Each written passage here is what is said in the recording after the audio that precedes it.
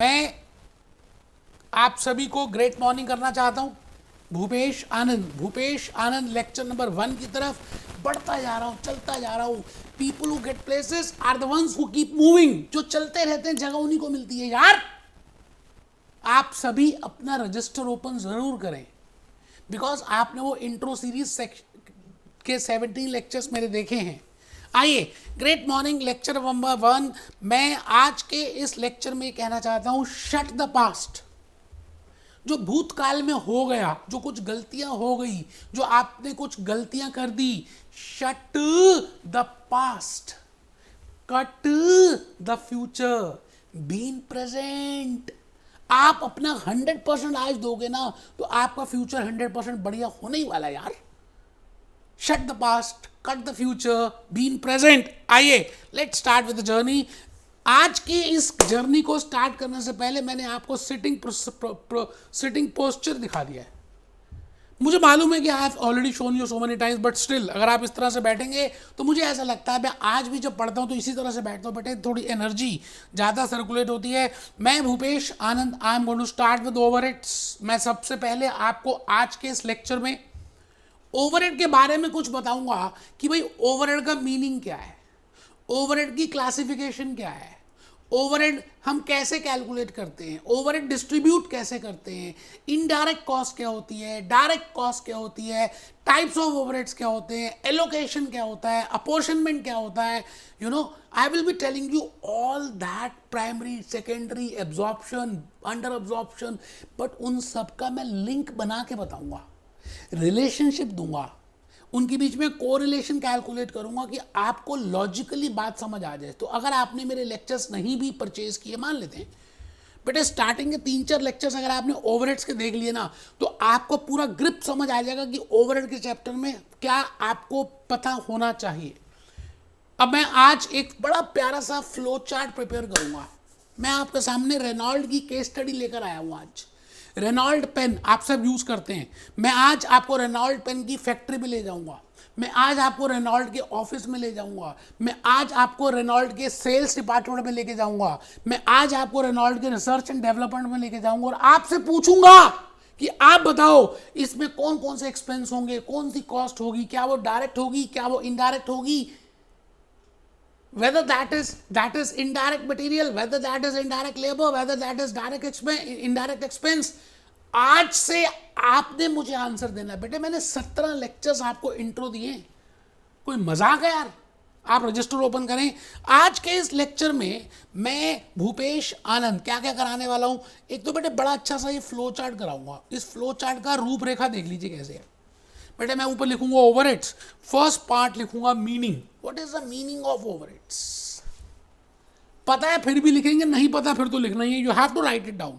You know that you know, you know that you don't know, you don't know that you don't know. ध्यान से सुनना मैंने क्या कहा।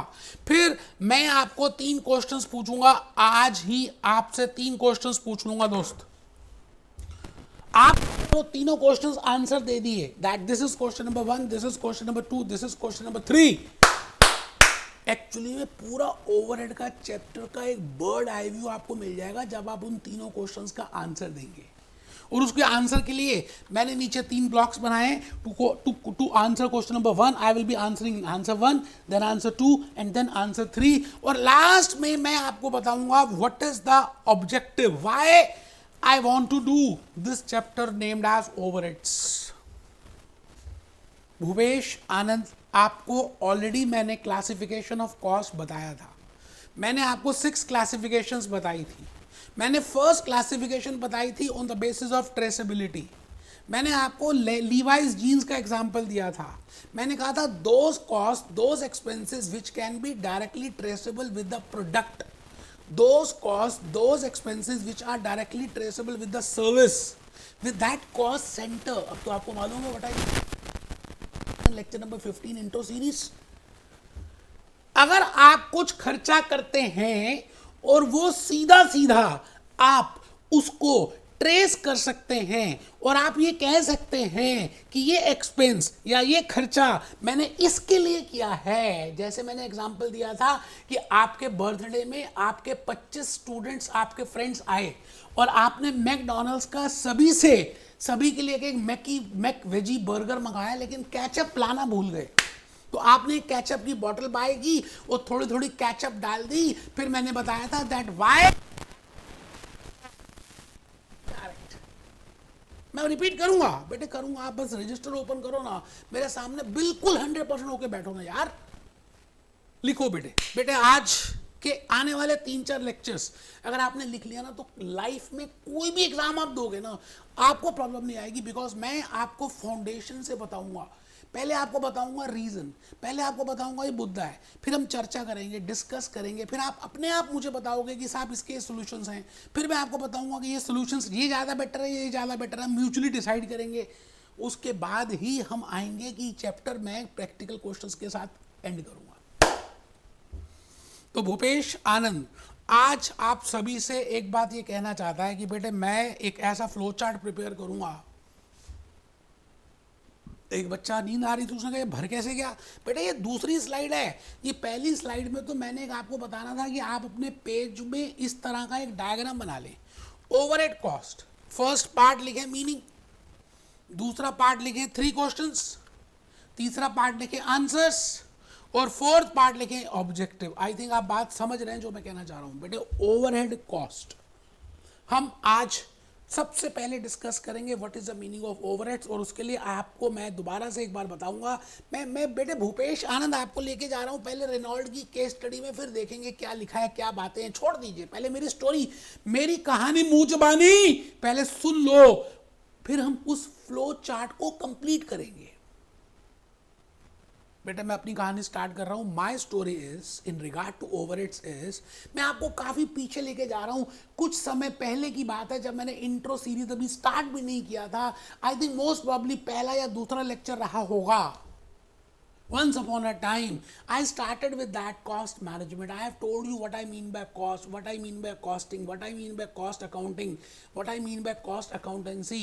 And then I have told you, मैंने धीरे धीरे आपको बताया था classification of cost, और मैंने 6 classifications बता दी थी। Classification of cost on the basis of traceability, classification of the cost on the basis of time, classification on the basis of behavior, classification on the basis of management decision making, classification on the basis of product. मैंने इस तरह की आपको 6 classifications बताई थी। Already वो lectures मैंने YouTube में अपलोड कर दिए हैं। मैं फिर भी ये मानता हूं कि आपने वो लेक्चर्स अटेंड नहीं किए, मैं फिर भी आपको बिल्कुल स्टार्टिंग से लेके जा रहा हूं, इसलिए मेरी कहानी को सुनना बड़ा इंपॉर्टेंट है। मैं आपसे ये कहता हूं कि सपोजिंगली आप सब अपने यहाँ पर बेटे रेनॉल्ड का पेन तो यूज़ करते होंगे, जिससे आप लिखते रहते हैं। आई थिंक अभी भी आप रेनॉल्ड का पेन ही यूज़ कर रहे होंगे। मैं तो बड़े सारे पेन यूज़ करता हूँ बेटे रेनॉल्ड के। ये रेनॉल्ड के पेन है बेटे, आप भी यूज़ करते होंगे, मैं भी यूज़ करता हूँ। आप बताइए, ये जो पेन है रेनॉल्ड के, आप मैनेजमेंट अकाउंटेंट है, you are a management accountant, cost accountant, finance manager, कुछ भी मान लीजिए आप रेनॉल्ड के हैं, ठीक है जी।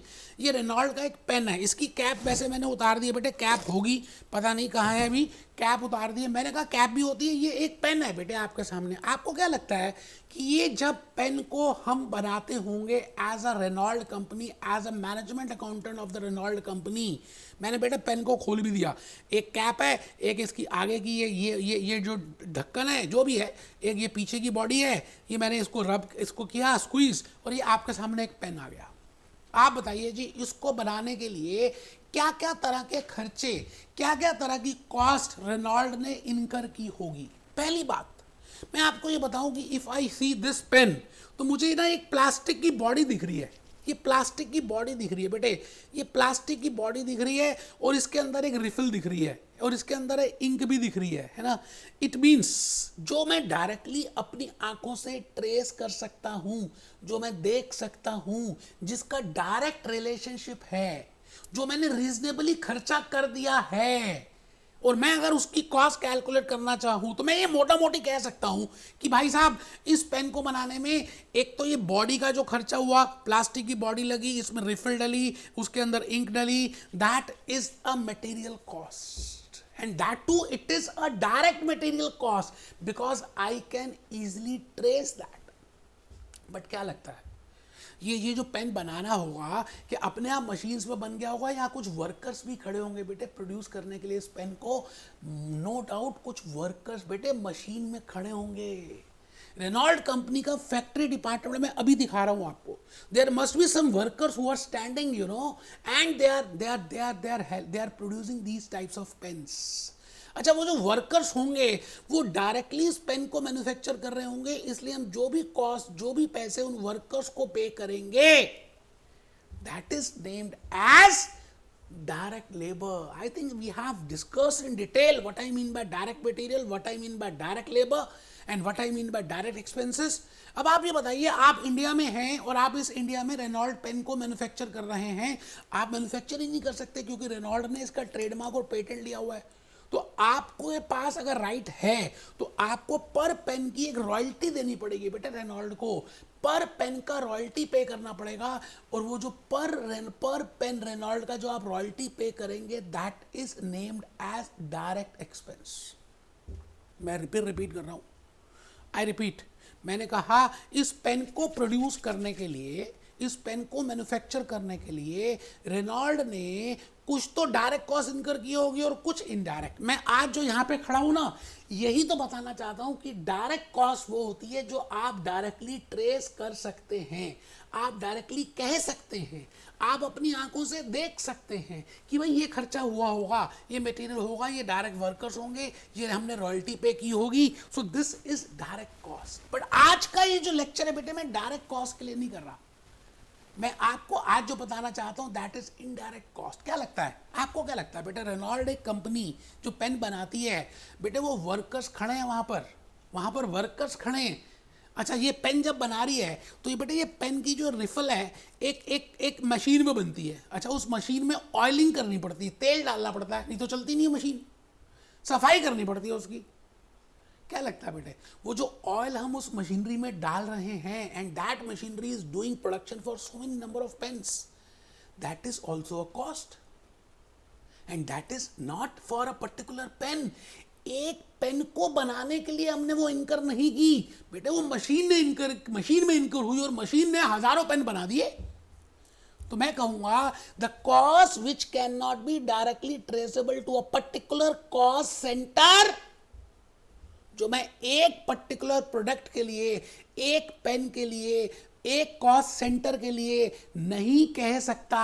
मैं डायरेक्टली ये नहीं कह सकता कि ये इसके लिए किया, ये इसके लिए किया, नहीं बेटे, उसको हम बोलेंगे इनडायरेक्ट कॉस्ट. अच्छा, इनडायरेक्ट कॉस्ट में भी 3 तरह की बाइफिकेशंस होती हैं.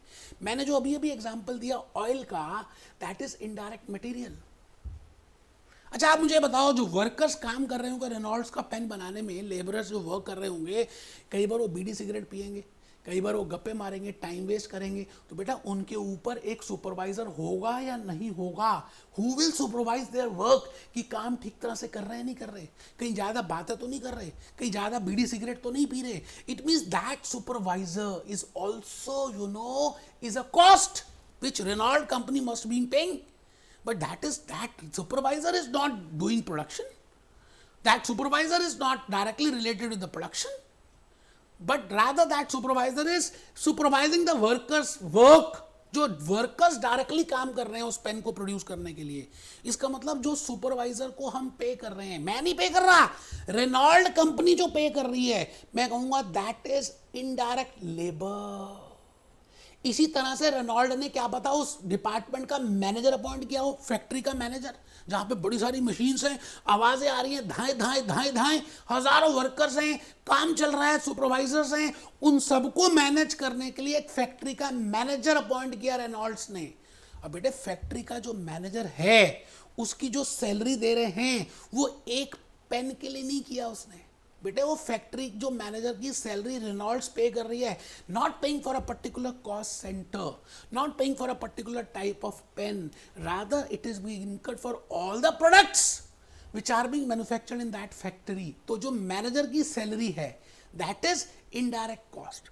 सुपरवाइजर की जो सैलरी है that is indirect cost. I think आप बात समझ रहे हैं जो मैं कहना चाह रहा हूं बेटे. मैं आपको ये बताना चाह रहा हूं that what is indirect and what is direct. बड़ा ही सीधी सी एक समझदारी की बात है. जिसका सीधा सीधा आंख मटक्का, it means you can directly see Alia Bhatt and Ranbir, और उनकी आंखों में कुछ चल रहा है, आलिया ने कुछ इशारा किया, रणबीर को समझ आ गया. It means they have a direct relationship. It means if you can directly relate the cost with that unit, with that cost center, अगर सीधा सीधा रिलेशनशिप है तो मैं कहूंगा उसको बोलते हैं डायरेक्ट कॉस्ट. बट बेटे एक चीज बताओ, रेनॉल्ड वालों ने सपोज करते हैं वो फैक्ट्री किराए पे ली हुई है. अच्छा, अब उस फैक्ट्री का रेंट पे कर रहे हैं. अच्छा, तो मुझे बताइए वो जो रेंट पे कर रहे हैं क्या एक पेन के लिए पे कर रहे हैं या सारे जो भी प्रोडक्शन हो रही है पूरे महीने में उसके लिए पे कर रहे हैं? बड़ी सिंपल सी बात है, it is not been incurred for a particular pen, it is not been incurred for a particular cost centre. So I will say कि रेंट पे करना इनडायरेक्ट मटेरियल तो नहीं है, इनडायरेक्ट लेबर भी नहीं है. जिसका कोई नहीं है यारो उसका तो खुदा है. तो मैं कहूंगा that is indirect expense. I think आप बात समझ रहे हैं. भूपेश आनंद आज आपके सामने यही बात कहने वाला है कि बेटे direct material, direct labour, direct expense जो होते हैं वो तो हम डायरेक्टली सीधा का सीधा हम डाल सकते हैं उस प्रोडक्ट में, क्योंकि उसी के लिए इनकर हुए हैं. मुद्दा ये नहीं है कि मैं कैसे डालूं, मुद्दा ये है कि जो मैं इनडायरेक्ट एक्सपेंस इनकर कर रहा हूं, जो मैं इनडायरेक्ट मटेरियल इनकर कर रहा हूं, जो मैं इनडायरेक्ट लेबर इनकर कर रहा हूं, जो मैं इनडायरेक्ट एक्सपेंस इनकर कर रहा हूं, वो सभी के लिए हुए हैं, वो कॉमन में हुए हैं. सवाल ये आता है कि उसका कितना हिस्सा एक पेन की कॉस्ट पे डाला जाए. तो मैं भूपेश आनंद सबसे पहले तो यही बता रहा हूं कि ओवरहेड का मीनिंग क्या है. फिर उस ओवरहेड का मीनिंग समझने के बाद हम ये समझेंगे कि ओवरहेड्स किस किस डिपार्टमेंट में हो सकते हैं, कितनी तरह के हम क्लासिफाई कर सकते हैं. और उसके बाद अगर ओवरहेड्स हो गए and we have classified it, then how to distribute it, because we have done expenditure, we have incurred a cost. Factory rent is a cost, oil is a cost, supervisor salary is a cost, but it cannot be directly related to the production, so that's why it is named as indirect cost. But the reason is, but the point is, but the question is how to bifurcate that cost, indirect cost, how to divide that cost, how to distribute that cost among the cost centers. I think थोड़ा सा एक idea तो आपको पता चल गया Reynold pens का. आप फर्स्ट पॉइंट अगर लिखना चाहें तो लिख सकते हैं बेटे, मेरी कहानी मुंह जबानी. मैंने कहा एक कंपनी को मैन्युफैक्चर करने के लिए, एक प्रोडक्ट या सर्विस रेंडर करने के लिए अलग अलग प्रकार के अलग अलग भांति भांति के एक्सपेंस करने पड़ते हैं, भांति भांति के कॉस्ट करने पड़ते हैं. जैसे आप सुबह से लेकर रात तक अलग अलग तरह की चीज़ें खाते रहते हो. सुबह उठते हो तो मॉर्निंग टी पीते हो, फिर उसके बाद बिस्किट्स खाते हो, फिर ब्रेकफास्ट करते हो, फिर मैंगो शेक पीते हो, फिर लस्सी पीते हो, फिर लंच करते हो, फिर टोस्ट खाते हो, फिर फ्रूट्स खाते हो, फिर डिनर करते हो, फिर स्प्राउट्स लेते हो, फिर स्वीडिश.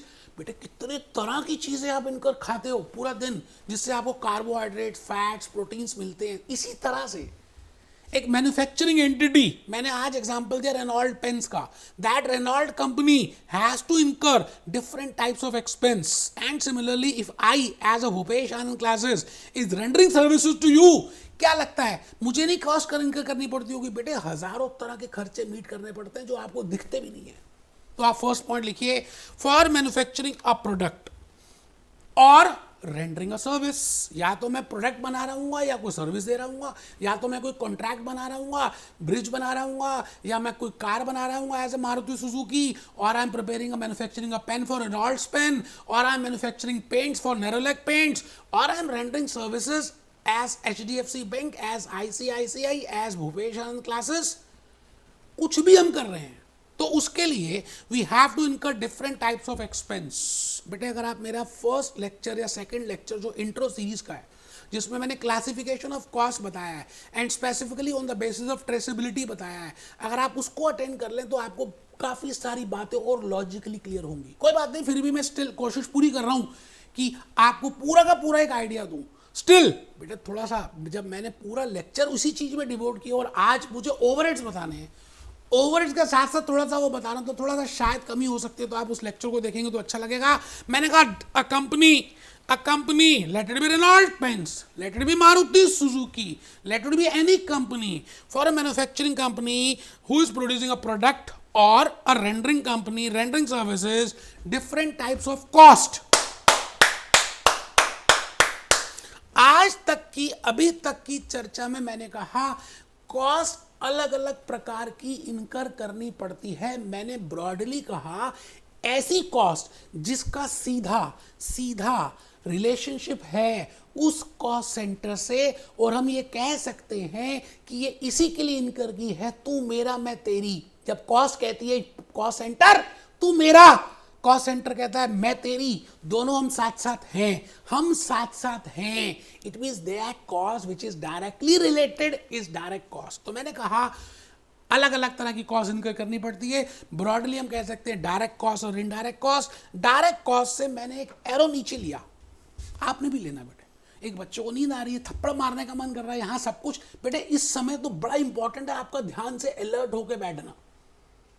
अच्छा, अब फिर मैंने कहा डायरेक्ट कॉस्ट। डायरेक्ट कॉस्ट क्या होती है पता है आपको, मुझे मालूम है, बट स्टिल कुछ बच्चों ने आज का लेक्चर ही पहला लेक्चर देखा यूट्यूब में, तो बेटे मैं उनको ये कहना चाहता हूं बेटे that cost which is directly related with that cost centre.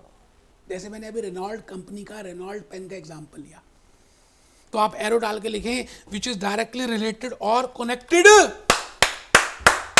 with that product, with that service, with that division, with that department, with that location, with that plant। क्योंकि मैंने आपको कॉस्ट सेंटर भी बता दिया कि what is the meaning of a cost centre. तो जो cost आप कॉस्ट सेंटर से रिलेट कर सकते हैं उसी को तो बोलते हैं डायरेक्ट कॉस्ट। या ऐसा समझ लें कि आपने ये पेन बनाने के लिए कुछ खर्चा कर दिया है ना, सिग्निफिकेंट खर्चा हो गया मान लेते हैं, और आप उसको उसकी कॉस्ट को कैलकुलेट करना चाहते हैं, तो जो भी खर्चा आपने सिग्निफिकेंटली किया आप उसको ऐड ही तो करेंगे। तो रेनॉल्ड के पेन की कॉस्ट आ जाएगी। मैं कहूंगा जो सिग्निफिकेंट खर्चा आपने कर दिया, मैं ये कहता हूं जो रीजनेबल खर्चा आपने कर दिया, रीजनेबल खर्चा पेन को प्रोड्यूस करने में मोटा मोटी रीजनेबल, तो आप उस रीजनेबल खर्चे को भी कहेंगे ऐड करके दैट इज डायरेक्ट कॉस्ट। ठीक है जी, आप सभी आराम से पहले इसको लिख लेंगे बेटे। फॉर मैन्युफैक्चरिंग अ प्रोडक्ट और rendering services different types of products और cost are related. Direct cost indirect cost, direct के नीचे लिख रहे हैं, क्या लिख रहे हैं बेटे, विच इज डायरेक्टली रिलेटेड। बिल्कुल कमर सीधी करके बैठेंगे, मैं सच में कह रहा हूं, कम कैमरे से बाहर निकल के मारूंगा थप्पड़। कनेक्टेड विद प्रोडक्ट सर्विस और cost centres and reasonable expense has been incurred, and for that some reasonable expense has been incurred, और उसके लिए कुछ रीजनेबल एक्सपेंस हो चुका है। मैं कहता हूं इसका नाम है डायरेक्ट कॉस्ट। अभी अभी मैंने आपको रेनॉल्ड पेन की रियल केस स्टडी बताई है बेटे, कसम होगी अगर आपने ये केस स्टडी नहीं लिखी तो रेनॉल्ड लिखिए, रेनॉल्ड पेन, रेनॉल्ड पेन लिखिए, और पेन में मैंने लिखा रीजनेबल खर्चा जो उन्होंने किया, it can be divided into two parts. That खर्चा कैन बी अ डायरेक्ट खर्चा और that can be a indirect खर्चा। इफ आई से इट इज अ डायरेक्ट खर्चा, it means that is directly related with that unit, that centre, that pain, and that can be a direct material, direct labor और direct expense। मैंने अभी भी example दिया जो royalty का, that is a direct expense। फिर मैंने इसकी प्लास्टिक बॉडी का बताया, that is a direct material। फिर इस पे जो लेबर खड़े हुए लोग, वर्कर्स खड़े हुए for producing it, it is a direct labour. But जो सुपरवाइजर खड़ा हुआ वो इनडायरेक्ट में आएगा, मैनेजर की सैलरी जो थी इनडायरेक्ट में आएगा, फैक्ट्री का जो रेंट है वो इनडायरेक्ट में आएगा, इलेक्ट्रिसिटी का जो बिल है वो इनडायरेक्ट में आएगा, क्योंकि जो एक के लिए नहीं हुआ सबके लिए हुआ, कॉमन में हुआ, सबके साथ हुआ, दैट इज इनडायरेक्ट। तो आप जल्दी से पूरा का पूरा ये फ्लो चार्ट प्रिपेयर कर रहे हैं, रेनॉल्ड केस स्टडी करेंगे बेटे, पूरा समझेंगे। Reynold reasonable direct material, direct labour, direct expense. मैंने एग्जांपल भी लिख दिया, बॉडी जो मैंने एग्जांपल दिया आपको, plastic body, it is a direct material, उसमें जो रिफिल डली है that is a direct material. And royalty paid to Renault company for manufacturing a pen, that is a direct expense। And if I say indirect, oil or the supervisor's salary or the rent which I am paying, that can be indirect expense। बेटे अब मैं अगर आपसे पूछूं कि आपको Reynold pen की cost calculate करनी है कि एक पेन में बनाने में कितनी लागत आई, कितना खर्चा आया, और मैं आपको कुछ इंफॉर्मेशन मुहैया करा रहा हूं, आई एम गिविंग यू सब information. I am telling you that the direct material, that is a pen, refill and all that, is costing 10 rupees, And the cost of direct labor, that is the workers who are involved in producing this, is let it be 5 rupees per pen. और एक tool use करना पड़ता है. मैं कहता हूँ जी Reynold वालों को एक टूल यूज करना है इस पेन को बनाने के लिए, और वो टूल आता है 100 रुपए का, और उसमें 10 ही पेन बनते हैं बस.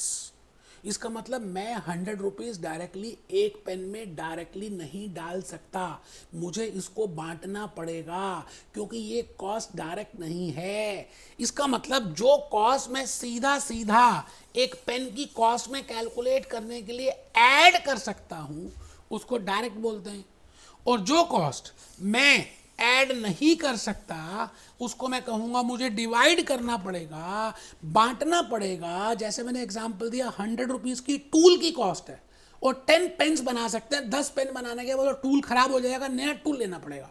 तो बेटे एक टूल एक पेन के लिए 10 रुपये का कॉस्ट मैंने निकाला. मैंने कहा जी 25 रुपये is the cost. It is inclusive of direct cost and indirect cost. When I say this tool, it is when I say the tool cost is indirect. जो टूल के ऊपर खर्च हुआ उसको हम इनडायरेक्ट बोलेंगे. 25 रुपये आ गया. मैंने कहा जो खर्चा बांटना नहीं पड़ता, जैसे मुझे मटेरियल नहीं बांटना पड़ा, लेबर नहीं बांटनी पड़ी, डायरेक्ट कॉस्ट, और जो कॉस्ट मुझे बांटनी पड़ती है, डिस्ट्रीब्यूट करनी पड़ती है, सबको देनी पड़ती है, उसको हम कहेंगे it is indirect. I think यहां तक तो बात सबको समझ आ चुकी है. बेटे मेरी कहानी चल रही है इस समय. एक बच्चे को तो समझ नहीं आ रहा क्या हो रहा है. बेटे मैं इस समय अपनी कहानी बता रहा हूँ. चैप्टर का नाम है ओवरहेड्स. बेटे लेक्चर नंबर 1 है. मैं आपसे कह रहा हूं what is the meaning of overheads. एक बच्चा कहता है जो ऊपर से निकल जाए, सिर से निकल जाए. The word meaning of overheads अगर आप देखें, उसका शाब्दिक मीनिंग देखें, ऐसा खर्चा, ऐसी कॉस्ट जो ऊपर से चली जाए, ऊपर से मोटा मोटी जो ऊपर से होती है, ऊपरी तौर पे जो होती है, उसी को बोलते हैं ओवरहेड्स. तो मैंने सेकंड पॉइंट में लिखा ओवरहेड्स. अच्छा मैं अब आपसे ये कहना चाहता हूं कि क्या आपने कभी किसी कंपनी के डिपार्टमेंट्स को देखा है? कि आप मुझे क्या बता सकते हैं कि एक कंपनी में कितने तरह के डिपार्टमेंट्स होते होंगे? देखिए बेटे टिपिकली तो मैं कह सकता हूं फैक्ट्री डिपार्टमेंट तो किसी भी मैन्युफैक्चरिंग एंटिटी में होता ही होगा, जिसमें फैक्ट्री मैनेजर होगा, सुपरवाइजर होंगे, वर्कर्स होंगे, मशीन्स होंगी, प्रोडक्शन हो रही होगी और आवाज आ रही होगी धाए धाए धाए धाए. दूसरा एक डिपार्टमेंट होगा रेनॉल्ड्स में, जहां पर आप सब बैठेंगे, अकाउंटेंट्स बैठेंगे, फाइनेंस मैनेजर्स बैठेंगे, जहाँ पे डायरेक्टर्स बैठेंगे, जहाँ पर प्रिंटर होगा, कंप्यूटर होगा, एसी होगा, पॉलिसीज फ्रेम करेंगे, कमेटीज बनेंगी, बेटे फॉर्मुलेट होंगी. उसको हम कहेंगे एडमिन डिपार्टमेंट, जो सभी कंपनी को कंट्रोल करेगा. अच्छा रेनॉल्ड्स वाले क्या करते होंगे? एक ब्रांड एम्बेसडर भी इनको अपॉइंट करना पड़ता होगा. मान लेते हैं इन्होंने आलिया भट्ट को अपॉइंट कर लिया. अब आलिया भट्ट कहेगी जब भी मैं अपनी डायरी लिखती हूँ ना, मैं रेनॉल्ड का पेन लिखती हूँ, यूज करती हूँ, क्योंकि रेनॉल्ड का पेन जैसे ही मेरे हाथ में आता है ना, तो मेरे पास बड़े बड़े ना क्रिएटिव आइडियाज आ जाते हैं. अब आलिया भट्ट की तो मैरिज नहीं हुई अभी तक, तो बड़े चाहने वाले हैं उसके. तो जो आलिया भट्ट कहेगी, क्या लगता है बाकी सब भी कुछ करना शुरू कर. It means to create that demand, Reynold has to do some selling, has to appoint a brand ambassador and then to distribute those pens. बेटे अलग अलग जगह जगह जगह पेपर्स खत्म हो रहे हैं बच्चों के, ऑफलाइन स्टार्ट हो रहा है पोस्ट कोविड, तो सबको पेन चाहिए. अभी तक तो लिखने का काम ही खत्म हो चुका था. तो बेटे उनको डिस्ट्रीब्यूट करने पड़ेंगे, बड़े बड़े कार्टून्स बनाने पड़ेंगे, उनकी पैकिंग करनी पड़ेगी और डिस्ट्रीब्यूट करके शॉपकीपर्स को देने पड़ेंगे. उसके बाद उनको कुछ और भी करना पड़ेगा, रिसर्च एंड डेवलपमेंट. क्या लगता है बेटे, आपने कभी नोट किया कि रेनॉल्ड्स बार बार नए तरह के पेन्स के साथ आ रहा है, नए तरह के मॉडल्स के साथ, नए तरह के निब के साथ, नए तरह की इंक के साथ? बेटे research, it means they have to find out the new ways. अगर कॉम्पिटिटर से आगे बढ़ना है तो उनको नए नए तरीके, नए नए तरह के पेन, नई बॉडीज, नई qualification, they have to do it. उसको बोलते हैं research. So it means if for a manufacturing entity, we can say broadly there are 4 types of departments. आपने लिखना है, आप रेनॉल्ड की केस स्टडी कर रहे हैं बेटे, इसके बाद हम ज्यादा कुछ बताऊंगा नहीं, खत्म होने वाला लेक्चर. मैंने छोटे छोटे पार्ट में 3-4 लेक्चर्स बना दिए कि आप सभी पार्ट को एंजॉय करें। आज का ये जो लेक्चर है, I have just devoted at what I mean bye direct cost, what I mean bye overheads, और उस फ्लो चार्ट को कंप्लीट करेंगे। और कुछ नहीं करना यार, आज वर्ड मीनिंग के लिख चुके हैं। For a manufacturing entity Reynold overheads can be classified as, मैंने कहा रेनॉल्ड को क्लासिफाई करने से पहले आपको ये पता होना चाहिए कि एक मैन्युफैक्चरिंग एंटिटी में एक तो फैक्ट्री डिपार्टमेंट होता है, एक प्रोडक्शन डिपार्टमेंट होता है, एक वर्क्स डिपार्टमेंट होता है। एक बच्चा कहता है ये अलग अलग, बेटे सब एक ही है, सिनोनिम्स बताए। And one is office department और admin department, and third is selling and distribution department, and the fourth is research and development department. भाई पहले तीन तो होते ही होते हैं, अगर फोर्थ रिसर्च ना भी हो तो पहले तीन तो होंगे। अच्छा, फैक्ट्री जो डिपार्टमेंट है ना, उसमें दो तरह की कॉस्ट इनकर होती है। डायरेक्ट कॉस्ट सारी की सारी होती फैक्ट्री में ही है, क्योंकि the cost which is directly related to that particular unit और दैट पर्टिकुलर प्रोडक्ट और दैट पर्टिकुलर सर्विस और दैट पर्टिकुलर कॉस्ट सेंटर, वो होगी खाली फैक्ट्री में। इसका मतलब आज के बाद एक बात समझ लेना दोस्तों, भाई और बहनों, I want to say you that direct cost is always incurred in factory. It cannot be incurred in office. It cannot be incurred in selling. It cannot be incurred in distribution department. It cannot be in research and development, because production is only done in factory. And the cost which is directly related with factory is named as direct cost. You getting my point? तो मैंने लिखा factory, आप भी लिखेंगे बेटे, लिखेंगे, सब लिखेंगे। Factory department, office department, sales and distribution department, research and development department. Factory department के नीचे लिखेंगे हम उस फैक्ट्री डिपार्टमेंट में दो तरह की कॉस्ट इनकर करते हैं। एक का नाम है डायरेक्ट कॉस्ट, जैसे direct material, direct labour, direct expense, और सेकंड का नाम है इनडायरेक्ट कॉस्ट। अभी अभी बताया, indirect material, indirect labour, indirect expense in the factory. Factory का रेंट, फैक्ट्री का सुपरवाइजर की सैलरी, फैक्ट्री की मशीनरी का डेप्रिसिएशन, फैक्ट्री का electricity bill, that is indirect material और इनडायरेक्ट लेबर और indirect expense incurred in factory. तो factory में दो तरह के खर्चे होते हैं भाई और बहनों, डायरेक्ट और इनडायरेक्ट। ऑफिस के नीचे मैंने खाली इनडायरेक्ट लिखा, सेलिंग के नीचे खाली इनडायरेक्ट लिखा, डिस्ट्रीब्यूशन के नीचे खाली इनडायरेक्ट लिखा, रिसर्च एंड डेवलपमेंट के नीचे खाली इनडायरेक्ट लिखा, क्योंकि मुझे पता है डायरेक्ट का मतलब है which is directly related with production. मैंने इस बात को तवज्जो दिया, I have given the importance and I have written a separate point, bullet point for that. You have to write it down. All direct cost, that is direct material, direct labour, direct expenses are always incurred in factory department. सवाल अभी आता है कि भाई साहब हमने direct cost, direct material, direct labour तो इनकर कर दिया, बट सवाल ये आ रहा है कि बेटे कॉस्ट तो यहां भी इनकर हो रही है, कॉस्ट तो यहां भी इनकर हो रही है, और कॉस्ट तो यहां भी इनकर हो रही है, और यहां पर एक पर्टिकुलर कॉस्ट सेंटर के लिए नहीं हो रही है, एक पर्टिकुलर पेन के लिए नहीं हो रही, सबके लिए हो रही है, सबके लिए हो रही है। तो सवाल आता है इस चैप्टर में, पहली बात आप समझ लेना, मीनिंग ऑफ ओवरहेड्स का मतलब है indirect cost incurred in factory. जो फैक्ट्री में होगी उसका एक नाम डाल दिया यार, आपका नाम है ना बंटी, बबली, शामू, बब्बू, नेपाली, है ना। इसी तरह से the cost, the indirect cost which is incurred in the factory is named as factory overheads. क्या बोलते हैं? Factory overheads. And the indirect cost, because I cannot incur direct cost in office, and the indirect cost which is incurred in the office and admin is named as office overheads or admin overheads. Similarly, selling and distribution overheads. Similarly, research and development overheads. I think आप बात समझ रहे हैं। Factory तो आपको सबको समझ आ गया, ऑफिस भी समझ आ गया, सेलिंग एंड डिस्ट्रीब्यूशन समझ आ गया।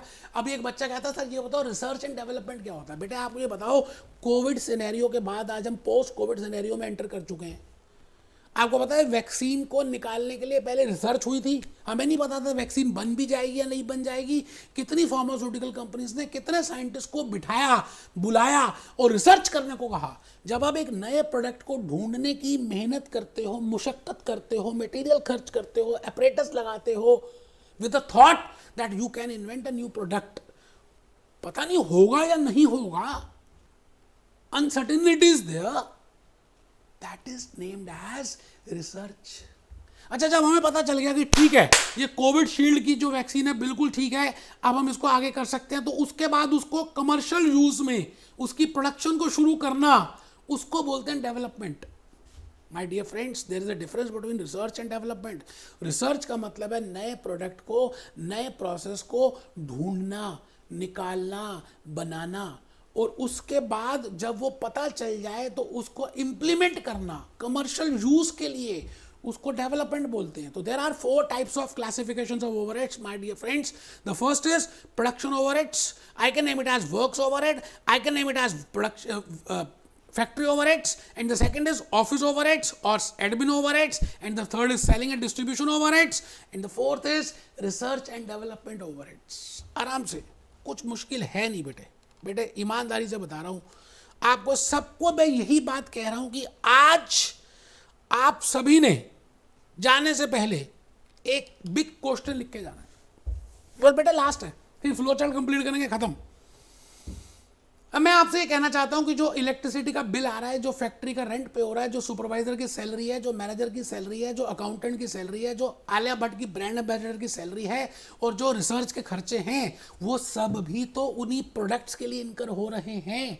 तो जब आप किसी प्रोडक्ट की कॉस्ट निकालेंगे तो 2 तरह की कॉस्ट ऐड करेंगे, एक डायरेक्ट कॉस्ट और एक इनडायरेक्ट कॉस्ट। बेटा ध्यान से, पहले 3-4 लेक्चर्स अगर आपने ओवरहेड्स के कर लिए ना, तो आपको बेसिकली लॉजिकली समझ आ जाएगा, फिर रटना नहीं पड़ेगा, याद करना नहीं पड़ेगा, याद हो जाएगा, क्योंकि आपको कंसेप्ट्स पता है, बेबी को बेस पसंद है।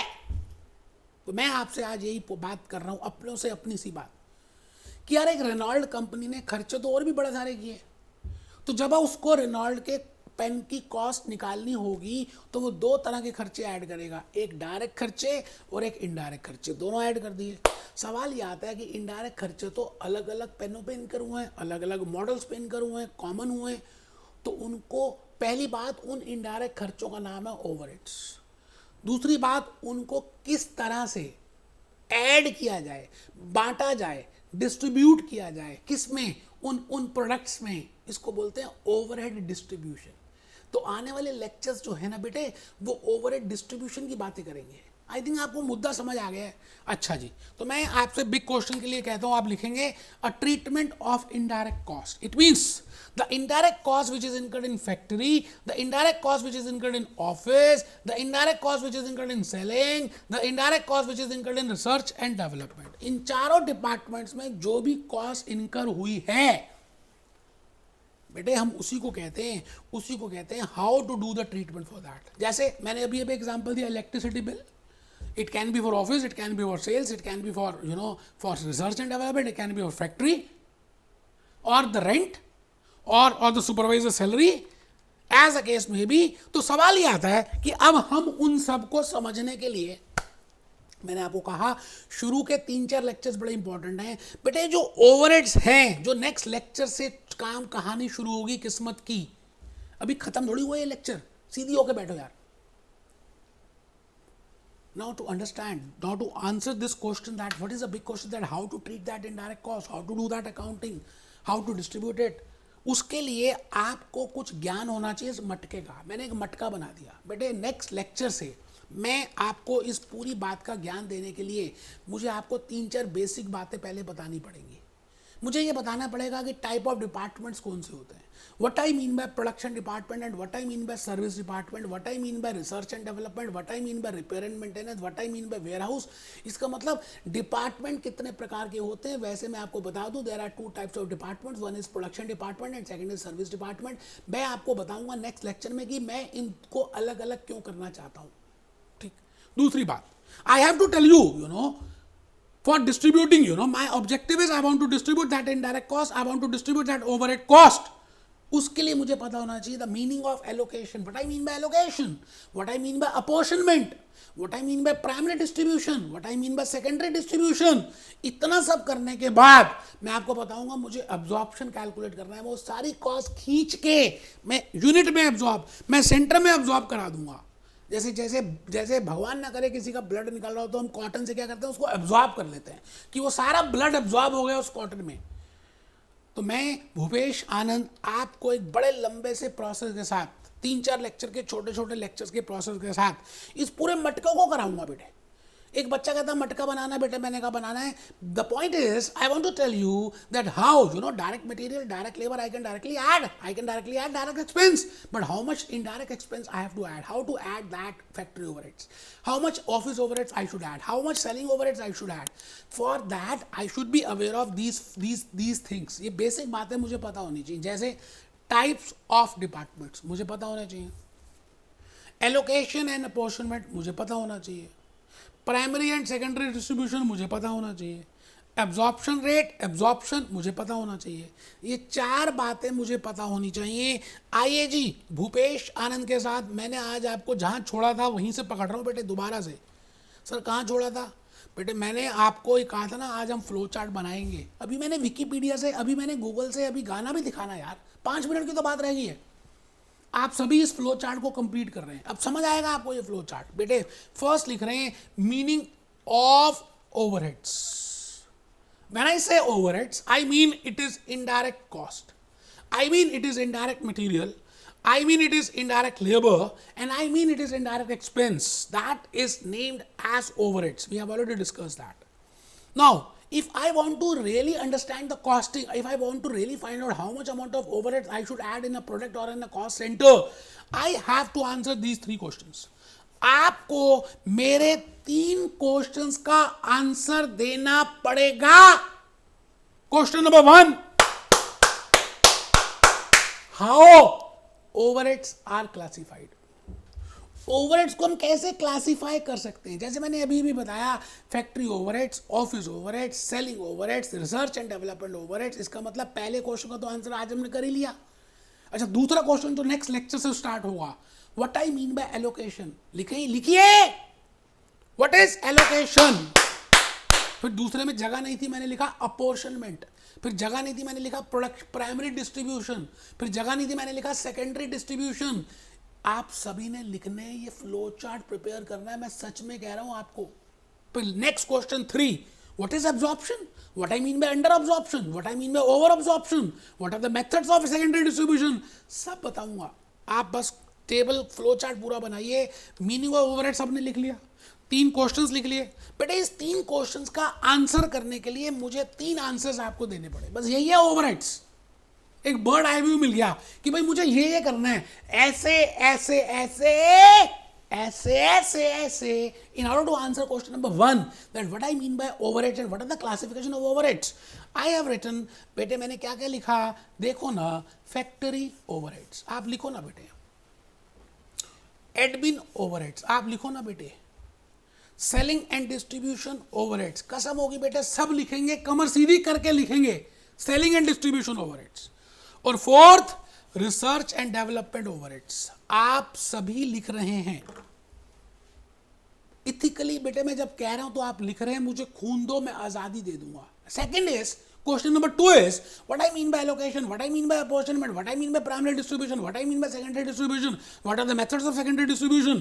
उसके लिए मैंने कहा आपको मैं 4 बातें बताऊंगा। एलोकेशन का मतलब, अपॉर्शनमेंट का मतलब, प्राइमरी डिस्ट्रीब्यूशन का मतलब, सेकेंडरी डिस्ट्रीब्यूशन का मतलब, और अभी लिख लीजिए shared services. I will tell you what I mean by shared services. जब एक सर्विस डिपार्टमेंट दूसरे सर्विस डिपार्टमेंट को सर्विस देता है उसको बोलते हैं शेयर्ड सर्विसेज। देखेंगे क्या है, अभी आप आंसर नंबर 2 लिखिए। Question number 3, what I mean bye absorption, what I mean bye absorption, overhead absorption. Answer number 3 है बेसिस ऑफ एब्जॉर्प्शन की बातें करेंगे। बड़ा प्यारा सा बेटा, लॉजिकली क्लियर होगा आपको कि हम पहले यहां थे, फिर यहां गए, फिर यहां पर आए, चलते जाओ चलते जाओ, चलते चलते कौन मिला, पहले आंसर 1 मिला, आंसर 1 के बाद चलते जाओ चलते जाओ, चलते चलते कौन मिला, एलोकेशन मिला, पोर्शन मिला, प्राइमरी डिस्ट्रीब्यूशन मिला, सेकेंडरी मिला। इन सब के करने के बाद ही आपको एब्जॉर्प्शन कर सकते हैं। तो चलते चलते कौन मिला, ओवरहेड एब्जॉर्प्शन मिला। And for that we have to do under absorption, we should understand over absorption. बेटे मैंने बड़ी मेहनत की है, मैं आपको क्या बताऊं, इतनी मेहनत की है कि आप सोच भी नहीं सकते कि मैंने क्या क्या आपके लिए निकाला है। बेटे रेनॉल्ड पेन की मैं आज वेबसाइट पे गया, मैंने रेनॉल्ड पेन के फैक्ट्री की बातें करी कि भाई फैक्ट्री कौन सी है इसकी, इसमें फैक्ट्री में बनाते कैसे हैं, हाउ दे प्रोड्यूस इट। उसके बाद मैं चला गया कहाँ बेटे, विकीपीडिया में रेनॉल्ड पेन की बातें करेंगे, पूरी केस स्टडी करेंगे बेटे आने वाले लेक्चर्स में ओवरहेड्स के रेनॉल्ड्स पेन के ऊपर। मैं सब कुछ रियलिटी में जोड़कर टच करके बताऊंगा यार। Reynold pens is a Indian brand. Now, if they have to, they are charging royalty from the Indian companies, that brand. तो उसकी बातें करेंगे, रेनॉल्ड पेन की डिस्कशन करेंगे। A brand is a matter name, design, symbol, because you are using a symbol. Business, Argentina, Bitto pens, it means हम discuss करेंगे बेटे, ये सारी बातों को मैं डिस्कस करूंगा और आपको बताऊंगा रियल लाइफ के एग्जांपल से। Overhead are all the cost in the income statement for a direct, except for direct material को छोड़कर, डायरेक्ट लेबर को छोड़कर, डायरेक्ट एक्सपेंस को छोड़कर, indirect, and that is overheads. I think आपको बात समझ आ रही है जो मैं कहना चाह रहा हूं आपको। तो बेटे आज के इस लेक्चर में मैंने ज्यादा कुछ भी नहीं बताया, मैंने आपको एक ओवरहेड कॉस्टिंग को इंट्रोड्यूस किया, मैंने आपको एक बर्ड आई व्यू का एक फ्लो चार्ट बताया। अब उसकी लिंकेज आने वाले 3-4 लेक्चर्स में बताऊंगा। प्लीज पहले 3-4 लेक्चर्स मिस मत करना, मैं सभी यूट्यूब में अपलोड करने वाला हूं, सो दैट आपके लॉजिकली कंसेप्ट क्लियर हो जाएं। शुरू के 3-4 लेक्चर्स जो अपलोड करेंगे बेटा। Be happy, B jolly, B cheerful.